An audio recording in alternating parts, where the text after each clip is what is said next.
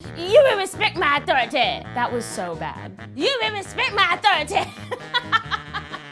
I know this might sound funny, but Eric Cartman is one of the best on-screen villains of all time. He's obnoxious and kind of maniacal, but also kind of likable because he represents all the worst parts of humanity that we try to repress every day. Not Cartman, nope, he just embraces the evil, and that's what I love about him.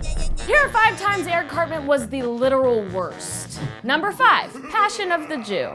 I don't know if y'all know this, but I am Jew. I grew up Jewish, and somehow Eric Cartman's deep disdain of the Jewish people doesn't offend me. Jews are the devil. I don't want to go too deep into this one because it makes me cringe, but this is the episode where Eric Cartman sees Mel Gibson's Passion of the Christ for the first time and decides he's gonna kill all the Jews. I'm ready to do thy bidding, Mel Gibson. Sound familiar, America, right now?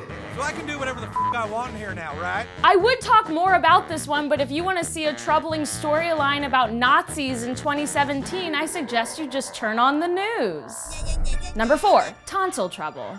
Eric gave Kyle AIDS. No way. Bar murder, that's probably one of the worst things I've ever heard of another human doing to another person. Well, human leather's a thing. There's a lot of bad. It's even a criminal offense to not disclose your HIV or AIDS status when having sex with a person. So, injecting a child with a syringe full of AIDS blood is definitely illegal. Hold on, Yeah, it's definitely illegal. We're not just sure, we're HIV positive. Long, weird story short, Kyle and Cartman go on a hero's journey to find Magic Johnson, who they believe can help cure their AIDS. That's so bad. Turns out the cure all along was just a lot of money. There you have it, cured AIDS, just a lot of money. I think if we all pull our funds together, we can, okay, I have 36 cents. Here we come, Magic Johnson. Get the media on the phone! All right. Number 3. Ah, yes, the one where Cartman tries to kill his mom. My favorite. I love this episode because we finally see Cartman for who he truly is, the Omen Child.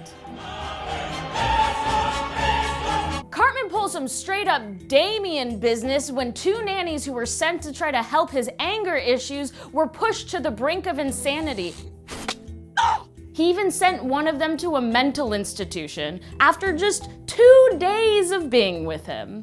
Should that really matter at a time like this? After Eric's mom does everything she can to try to tame her child, Cartman decides to play nice for a little bit. This is the scariest part of the whole episode for me. The patience that Cartman shows while trying to convince his mom that he's changed is the mark of a true sociopath. This boy is the goddamn son of Sam, and I'm here for it. Cartman decides he's done playing nice and decides to stab his mother in her sleep, but he can't go through with it because he loves her deep down, somewhere, way deep down. This is a moment of clarity we rarely see from Cartman, but this moment does not last long. The very next morning, Cartman's mother asks him to go back to being the wild Cartman she knows and loves because tame Cartman is so boring. Now we finally see the cyclical Norman Batesy relationship Eric has with his mom. We thought she was his captive, but that woman is the mother Firefly to his Rufus. Number 2, TMI. In this episode, Cartman has all the 4th grade boys measure their penises because I'm told that is a thing that boys do. It's a little chilly in here. Why? But then soon after, he believes the school put them all on blast by posting fake penis sizes to the walls. They want to measure my wiener? Fine, but don't put me on blast. Because Cartman was irate about this fake happening, Principal Victoria makes him see an anger management counselor. In their first therapy session, the therapist tries to anger Cartman by calling him fat. Oh yeah, he's a big boy!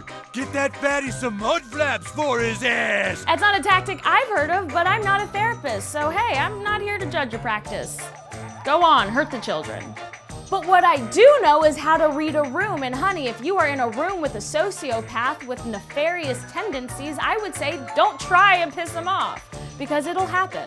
Cartman slowly pulls out his phone and begins to text calmly.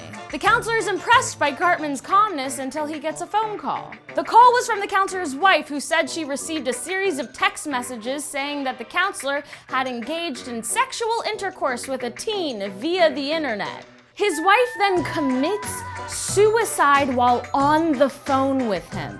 Put down the... Carol! Carol! Cartman continues to sit there calmly and just says, I'm not fat. I'm big boned. like I said, read the room. Number 1, Scott Tenorman must die. Scott Tenorman is a bully's bully. He makes Cartman's life a living hell. This all begins because Cartman believes he can buy his way into puberty by giving Scott Tenorman $10 for some of his pubes.